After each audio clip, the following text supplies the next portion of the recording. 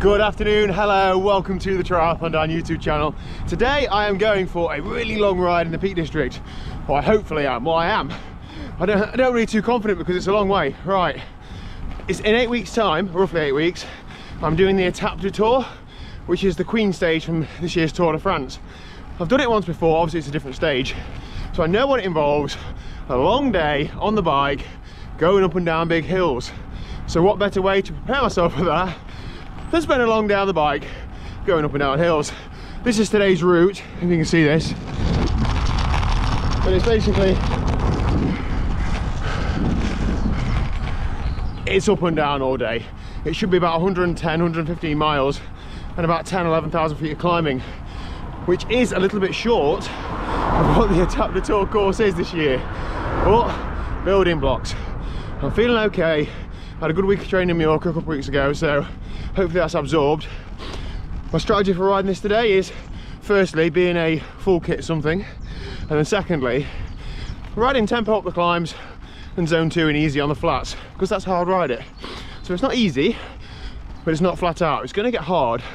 I think the phrase is let the pain come to me, but we're going up a few notable climbs, so it's quite cold at the minute as well, so it's quite early in the morning, so I see it in a little while, but hopefully it's warmer and I'm stood at the top of some majestic big hill. Okay, so the top of a hill, not quite the peak of it. This is Aula Bar, not far from Bakewell, Hathersage sort of way. I'm 2 and a bit hours in. Now I haven't planned a cafe stop, but I'm gonna have to stop at some point for water, so I almost might as well stop and have a proper drink and something to eat. I'm trying to decide in my mind whether it's better just to go through or better stop and eat something. I don't really know. Like the detours, I'm going to be going straight through, so maybe I should replicate that, but I've still got plenty of weeks to do that, so maybe I don't need to dig myself a big hole today. But loads of cyclists out, it's awesome to see. Hiya. Right. Hiya. Yeah, mint. Anyway, we'll go a bit further. Okay, I've just come through Castleton, and if you know the Peak District, you know what I'm going to say next. And if you don't, you might know because I might have clickbaited in the title. Coming up to Winnats Pass, which is up there, aka one massive hill. It was used last year for 2021 National Hill Climb Championships. Not the whole climb, I think it was like cattle grid to cattle grid. It's a savage climb. For many reasons. It's steep, it's fairly long, and it's that busy with traffic. It's stressful because there'll be a queue of cars behind me. But what can you do? There's not many ways to get around it, and I need to replicate these tough climbs. On the detours, the last hill is Alpe d'Huez, and the first like 2 or 3k is about 14%, so this is about 20, but you know, I need to replicate climbing hard. Got my 34 tooth cassette on as well. I will be in the 34. I'm not far off it now. I'm gonna have to put the camera down because this is gonna be a out the saddle swinging off the bars job, but let's get up there. Oh man, made it. The sheep are well impressed. What are you guys and girls?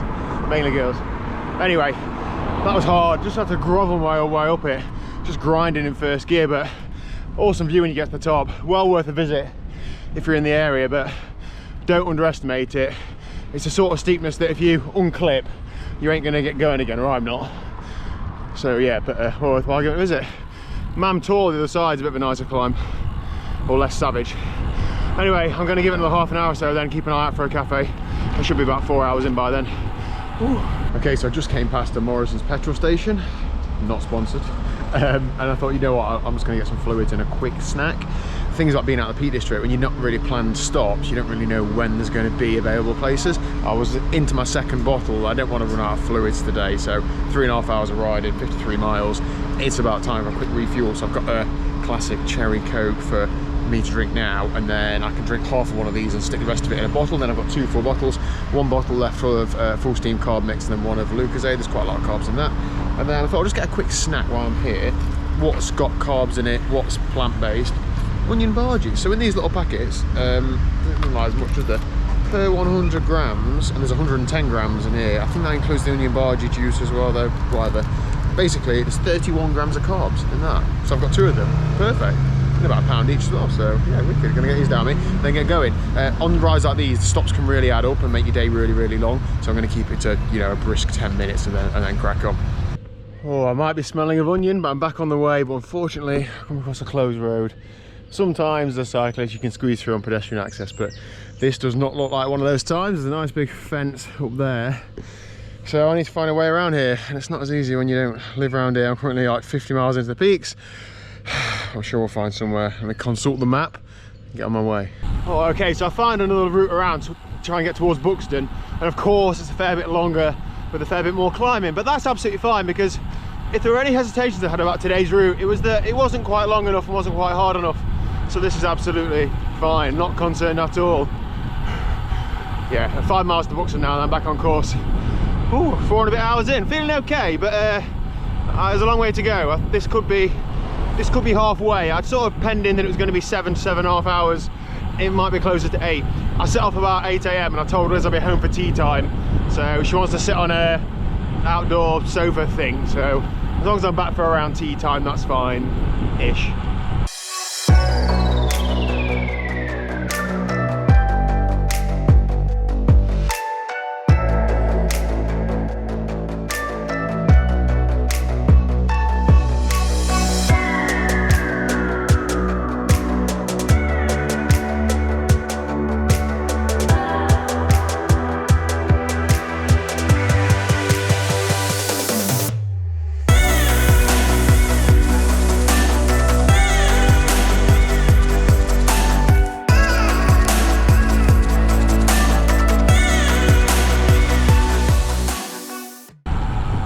If you can name this lake, you get 1 TriathlonDan point. I'm near Buxton, looks lovely. Probably freezing though, feels like summer but it's not quite summer yet. Shame I've not got my wetsuit. Okay, so I'm just going over the highest point on the route. 1,710 feet I'm at, which is pretty high for the Peak District. Obviously we live at sea level, I live at like 50 feet, so a long way up. The next 10 miles or so are rolling and gradually downhill, so that should be nice. But you can't absolutely belt it because there's like sheep everywhere and they just stroll out on the road. I like they own the place, because they probably do. So you got to be really aware. So it'd be maybe slightly funny, but probably not, to get wiped out by a sheep. And nobody would see it because I'm on my own, so I wouldn't even get a video of it. Anyways, let's crack on. I've done 7,500 feet of climbing. I'm probably just over halfway in terms of distance. Second half should be easier, but of course I'm a bit fatigued, aren't I? So we'll keep cracking on. Come on. Just had a quick shop stop, refueling some fluids because I'm drinking a lot. I was down to half a bottle and now I've got 2 bottles, but the shop had a minimum card spend of £5, so I ended up buying like loads of fluids. So I had like a can of Coke, 2 bottles of Lucozade bottles, 1 I sat there. I've also got a can of Coke in my pocket, so I am hydrated, very hydrated. Yeah, so I've got a few short, sharp climbs coming up. Nothing too long, but a few like 14-15% kicks, and I put them in because I think it just helps sting the legs a bit. I can't really replicate having like a 2-hour climb, but I can replicate hurting. So yeah, let's get cracking on. Just over 5 hours in, 77 miles. I've done about 8,000 feet. Absolute textbook route planning by me. It is a cycle path, but I prefer to be on the road, but whatever. I remember this now. I've done this route obviously a couple of years ago. I remember this part, but obviously didn't remember it when I was planning the route again. Oh well. Bit of gravel. Absolutely no bother. Breaks the ride up and it makes it a bit more exciting. Especially when people have got dogs on leads and stuff and are just drowsing around the path. It is a cycle path. Anyways, we'll keep yomping. Okay, this route I've really not planned very well. There's a couple of wrong, well not wrong turns, but like footpaths it's following. I've had to go a long way around. That's normally okay and I'm feeling okay. These videos I know are quite funny when I blow up and I have to ring Liz to come pick me up. She did specifically say to me today, do not call me, I'm not picking you up. I feel fine, but I've done 5 hours and 50 minutes of riding, 87.5 miles and about 8,500 feet of climbing. So 8,700 feet of climbing. So I'm okay now, but I don't particularly want to do like 3 more hours. So I'm just gonna go on maps and find a reliable, shorter way home. It'll be at least 20 miles, I think, even if not a bit longer. So it's still gonna be like as long as I planned, but I can't keep adding on 5 miles here, 5 miles there, because I'll not be back till midnight. Let's have a look at the route. Thanks for the lift home, Liz. Exactly what lift home. I got home under my own steam. Anyway, Us ginger lads have to sit out of the way because it's a bit too sunny in the garden. Hey, Rupert. Yes, lad. I just remind me, I don't think I've actually shown this on a video before. I think I did it on Instagram and not here. This is a path we had put in, I don't know, a month or two ago. Before it was set, Rupert had to mark his territory. Those paw prints are all the way down to the gate and all the way back. Your little toe rag. And that's for Liz's projects that Dad's doing. Anyway, come on Liz, you have to get in this video now. Cause... Don't get too close to me, I'm boiling. Are you sweating? Yeah. Ooh, lovely. Can't remember what I was going to ask you. What have you been doing today? I had a really busy day actually. I've had a lovely... Looks like it. Sat here sunning herself. I've been so busy. I've had a lovely 50-mile bike ride over to Southwell Garden Centre with Kelly from the cycling club. Shout out Kelly. We had a nice cafe stop and yeah, it was just really nice in the sunshine. Come back home, I've mowed the lawns front and back and now I'm just having a relaxing evening. Kelly came to Mallorca a few weeks ago, didn't she? So was she telling you all about that, hyping you up about it? Yeah, I've heard all about that. Sounds great. Okay. Did she tell you that she was scared of flying and she had about 5 pints before we flew? At like 7 in the morning? Yeah. 5 might be an exaggeration, but fair play to the girl. Cool. Oh, well done. Good ride. That's a good ride, that. Yeah. Yeah, wicked. I might have to cancel the e-bike hiring after all. Right, so on to my ride. I was about 30 miles away when I last spoke to you guys. It was fine. I just put a route in from there to home. Missed out the hills because of course it sent you just as the crow flies.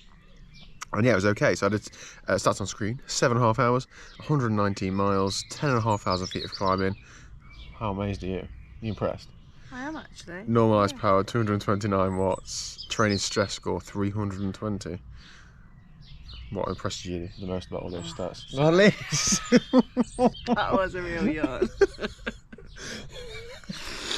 Right, fine, I'm not talking to you anymore. Yeah, real good ride. If you was to ask me to do like 20 minutes threshold at the end of that, no. But if you'd have said do another hour, this is the same as you've been doing it, I'd probably be able to do that. So that was good. I've had a nice little nap on the sofa as well. Earlier on, I've had about 45 minutes.